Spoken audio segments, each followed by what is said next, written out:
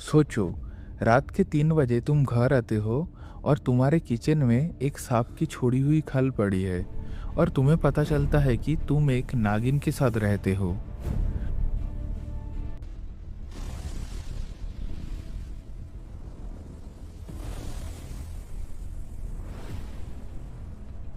90 का दशक था। दिल्ली की एक शांत गली में एक छोटा सा फ्लैट था जहाँ रहता था रियान। एक ऐसा लड़का जो बचपन में ही अपने माँ बाप को खो चुका था और उसकी दुनिया में ना कोई अपना था और ना ही कोई उसका इंतज़ार करता था। बस एक रूटीन था जो रोज़ रिपीट होता था। पढ़ाई के तुरंत बाद ही उसे एक न्यूज़पेपर कंपनी में नौकरी मिल गई थी जहां वो न्यूज़पेपर एडिटिंग करता था। कौन सी न्यूज़ कहाँ जाएगी, कौन सी हेडलाइन बनेगी और कितनी बड़ी होगी और कौन सी जगह पर एडवर्टाइजमेंट प्रिंट होगा, ये सब वो डिसाइड करता था। उसका काम क्रिएटिव था, लेकिन उसकी ज़िंदगी बिल्कुल मैकेनिकल हो चुकी थी। उसका शिफ्ट शाम को 6 बजे शुरू होता था और रात को 3 बजे ख़त्म हो जाता था। और हर रात जब पूरी दिल्ली गहरी नींद में होती थी, तब रियान अपनी पुरानी साइकिल लेकर ठंडी और सुनसान सड़कों से गुजरता हुआ घर लौटता था। घर आने के बाद उसकी एक अलग ही दुनिया थी जहाँ वो अपनी तन्हाई को भूल जाता था। उसके घर में एक खास कमरा था जो पुराने एंटिक पीसेस और किताबों से भरा हुआ था। एक पुराना कैबिनेट जिसमें अनेक किताबें थी और हर एक ऑब्जेक्ट जैसे किसी पुराने राज को अपने अंदर छुपाए हुए थे। रियान को पुरानी चीज़ों का बहुत शौक था और वो अक्सर अपना वक्त उन्हीं बीच गुजारता था। एक दिन वो अपने दोस्त दीपक और जिगर के साथ हिमाचल की पहाड़ियों में घूमने गया था, जहाँ की ठंडी हवा, खुले आसमान और गहरी खामोशी उसके अंदर एक अजीब सा सुकून भर रही थी। घूमते हुए एक दिन जब वो लोग लंच के लिए एक छोटे से रेस्टोरेंट में गए थे, तब रियान की नज़र उस रेस्टोरेंट के बगल में मौजूद एक पुरानी एंटीक दुकान पर पड़ी थी। और जैसे ही लंच ख़त्म हुआ, वो तुरंत दीपक को लेकर उस दुकान के अंदर चला गया। अंदर जाते ही वो हैरान रह गया, क्योंकि पहाड़ों के बीच एक छोटे से शहर में इतनी रेयर और सुंदर एंटीक चीज़ें देखना किसी सपने जैसा था। वो हर एक चीज़ को बड़े ध्यान से देख रहा था, जैसे हर ऑब्जेक्ट अपनी एक कहानी सुना रहा हो। और तभी उसकी नज़र एक चिराग पर जाकर रुक गई, जो बाकी सब चीज़ों से अलग लग रहा था। उसकी चमक और उसकी बनावट में कुछ ऐसा खास था जो अपनी तरफ खींच रहा था, इतना कि दीपक को भी वो तुरंत पसंद आ गया। रियान ने दुकान के मालिक महेश से बात शुरू की, लेकिन महेश ने सीधा मना कर दिया, क्योंकि वो चिराग उसके पर्सनल कलेक्शन का हिस्सा था और वो उसे बेचना नहीं चाहता था।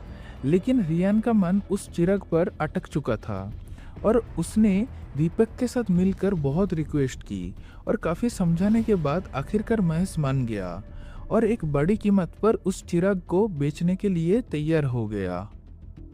लेकिन रियान के पास उतने पैसे नहीं थे, इसलिए उसने दीपक से उधार लिया और जिगर ने भी उसकी मदद कर दी। और आखिरकार रियान ने वो चिराग खरीद लिया और उस पल उसके मन में एक अजीब सी शांति थी, जैसे उसने कुछ बहुत खास पा लिया हो। हिमाचल में 1-2 दिन और घूमने के बाद सब लोग वापस दिल्ली लौट आए और घर आकर रियान ने उस चिराग को अपने एंटीक वाले कमरे में एक ऐसी जगह पर रख दिया जहां घुसते ही सबसे पहली नज़र उस पर पड़े। उसके बाद उसकी ज़िंदगी फिर से नॉर्मल हो गई और सब कुछ पहले जैसा चलने लगा। हर रात की तरह एक रात वो अपनी शिफ्ट ख़त्म करके लगभग 3 बजे घर लौट रहा था। जब वो अपने फ्लैट में घुसा तब लगभग 3:30 बज रहे थे और जैसे ही उसकी नज़र किचन के सामने पड़ी, वो एकदम से जम गया, क्योंकि वहाँ एक सांप की छोड़ी हुई खाल पड़ी थी। उसकी दिल जोर जोर से धड़कने लगा और वो पसीने से भीग रहा था, लेकिन फिर भी उसने हिम्मत जोड़कर उस खाल को उठाया और बाहर ले जाकर जला दिया और वापस आकर खाना खाकर सो गया। अगले 3-4 दिन तक सब कुछ नॉर्मल रहा, लेकिन उसके अंदर एक अजीब सा डर बस गया था। फिर एक रात जब वो लगभग 3 बजे ऑफिस से साइकिल चलाकर लौट रहे थे, तब अचानक से दो गुंडे उसके सामने आ गए, जिसमें से एक के हाथ में चाकू था और दूसरे के हाथ में एक बड़ी सी लकड़ी। और उन्होंने उसे धमकाया कि जो कुछ भी उसके पास है वो उन लोगों को दे दे। उस पल रियान बिल्कुल अकेला था और कमजोर महसूस कर रहा था। लेकिन तभी अंधेरे से एक बड़ा सांप निकला, जिसकी आंखों में एक अजीब सी चमक थी, और उसने जोर से हिस किया और उन दोनों गुंडों की तरफ देखा, और अगले ही पल वो दोनों गुंडे डर के मारे भाग गए। रियान की जान बच गई, लेकिन वो समझ नहीं पाया ये सब क्या हो रहा था और क्यों हो रहा था।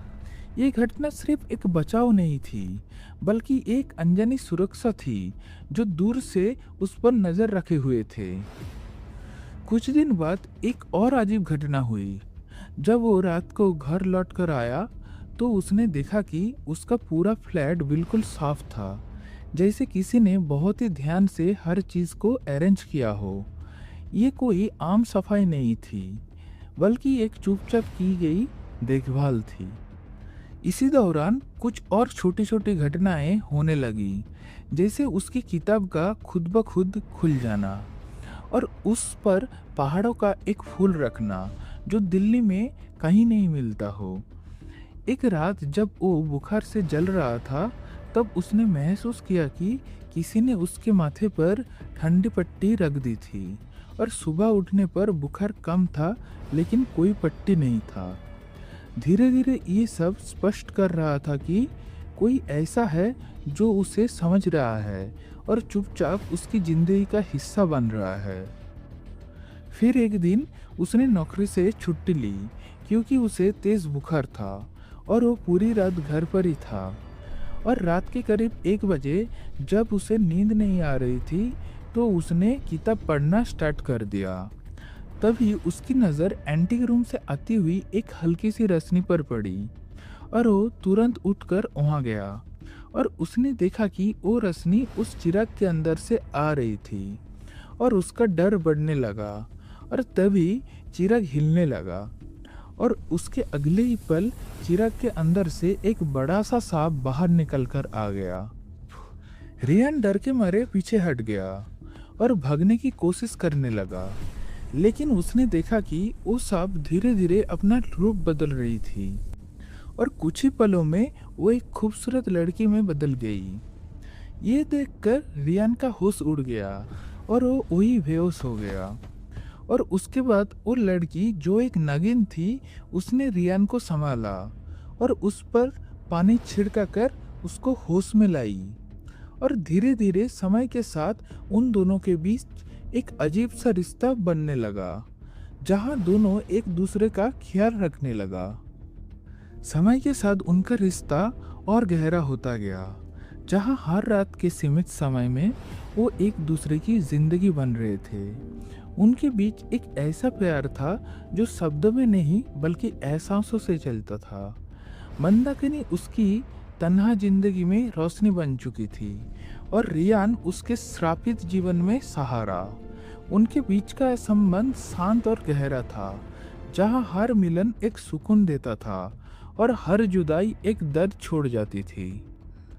एक दिन रियान ने उस लड़की के बारे में सच जाना, जिसका नाम मंदाकिनी थी, जो पहाड़ों में रहती थी और बचपन में ही अपने माँ बाप को वो खो चुकी थी। वो बिल्कुल अकेली रहती थी। एक दिन रसोई के लिए लकड़ी लेने वो जंगल गई, जहाँ लकड़ी काटते वक्त एक टुकड़ा टूटकर पहाड़ी चालान से नीचे गिरने लगा, और मंदाकिनी उसके पीछे भागने लगी। लेकिन वो लकड़ी नीचे गिरते हुए एक साधु के ऊपर लगी, जो कि 9 साल से तपस्या में थी, और उस एक घटना ने उसकी तपस्या को भंग कर दिया। और वो क्रोध में आकर साधु ने मंदाकिनी को श्राप दे दी। उस रात से ठीक 12 बजे वो नागिन बन जाएगी और एक चिराग के अंदर बंद हो जाएगी, और पूरे दिन में सिर्फ 3 घंटे ही वो बाहर आ पाएगी। बाकी समय उसको चिराग के अंदर ही रहना होगा। मंदाकिनी की कहानी दर्द से भरी हुई थी और उसकी जिंदगी एक जीवित कैद बन चुकी थी, जहाँ वक्त रुक जाता था और तन्हाई गहरी हो जाती थी। इस सच के सामने आने के बाद रियान के जीवन में सिर्फ प्यार ही नहीं बल्कि एक जिम्मेदारी भी आ चुकी थी और धीरे धीरे उन दोनों के बीच एक गहरा रिश्ता बन चुका था। लेकिन इसी के साथ दिल्ली शहर में अजीब घटनाओं की खबरें फैलने लगी, जिन्होंने इंस्पेक्टर अरविंद राठौड़ को सतर्क कर दिया, जो स्नेक साइटिंग्स और अनएक्सप्लेन्ड इंसिडेंट्स को जोड़ते हुए धीरे धीरे रियान तक पहुंच रहा था। इसी दौरान रियान की मुलाकात हिस्टोरियन और occult researcher doctor Meera Sen से होती है, जो पुरानी किताबों और रहस्यमय शक्तियों पर रिसर्च करती थी। और जब उसे चिराग के बारे में पता चलता है तो वो समझ जाती है कि ये एक अधूरा रिचुअल है जिसमें एक गहरा राज छुपा है। इसी राज के साथ कालवीर का नाम सामने आता है, जो एक अंधेरे तंत्र का साधक था, मंदाकिनी की शक्ति को पाने के लिए बेचैन था। वक्त के साथ रियान और मंदाकिनी के बीच प्यार और गहरा होता गया, लेकिन हर रात सिर्फ 3 घंटे उन्हें याद दिलाते थे कि उनका साथ सीमित है। और इसी दौरान डॉक्टर मीरा के रिसर्च से पता चलता है कि इस श्राप को तोड़ने का एक ही तरीका है और वो है चिराग को तोड़ देना। लेकिन उस पल मंदाकिनी सबसे कमजोर होगी और अगर कुछ गलत हुआ तो वो हमेशा के लिए खत्म हो सकती थी। इस सच के सामने आने के बाद एक और सच पता चलता है कि महेश पहले भी चिराग का रक्षक रह चुका था और एक बार श्राप को तोड़ने की कोशिश में असफल हो चुका था। फिर वो रात आती है जब घड़ी में 12 बजता है और अंधेरा अपनी पूरी शक्ति के साथ उभर कर सामने आता है, क्योंकि उस रात कालवीर हमला करता है और रियान का घर एक बैटलफील्ड बन जाता है, जहां हवा भारी हो जाती है और हर पल एक टकरार का एहसास होता है। कालवीर अपनी काली शक्तियों से मंदाकिनी को घेर लेता है और उसकी ऊर्जा को कमजोर करने लगता है, जबकि रियान उसे बचाने की कोशिश में गिर पड़ता है। इसी दौरान इंस्पेक्टर अरविंद राठौड़ वहां पहुंच जाता है और वो कालवीर का सामना करता है, लेकिन ये कोई आम लड़ाई नहीं होती, क्योंकि कालवीर अपनी शक्तियों से हर अटैक को रोक दे रहा था। इस बीच रियान को डॉक्टर मीरा सेन की बात याद आती है और वो समझ जाता है कि पहले कालवीर को कमजोर करना जरूरी है। अरविंद अपनी तरफ से कालवीर को एंगेज करता है और उसको ध्यान भटकता है, जबकि रियान आसपास की चीजों का इस्तेमाल करके रोशनी और आग पैदा करता है, जिससे कालवीर का अंधकार शक्ति कमजोर होने लगती है। मंदाकिनी अपनी बची हुई ताकत से एक अंतिम प्रहार करती है, जिससे कालवीर कुछ पल के लिए असंतुलित हो जाती है।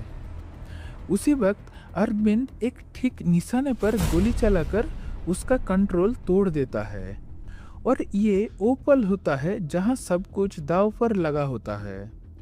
रियान तुरंत चिराग उठाता है और बिना हिचकिचाए उसे तोड़ देता है। चिराग टूटने के साथ ही एक तेज ऊर्जा का विस्फोट होता है, जो पूरे माहौल को अपनी लपेट में ले लेता है और कालवीर की शक्ति उसी पर पलटकर उसके अंदर से ही तोड़ देती है और धीरे धीरे वो पूरी तरह से संपूर्ण हो जाता है। उसकी सारी अंधकार शक्ति बिखर जाती है और सब कुछ अचानक शांत हो जाता है। इसके बाद मंदाकिनी बेहोश होकर जमीन पर गिर जाती है और रियान उसे संभल कर होश में लाता है।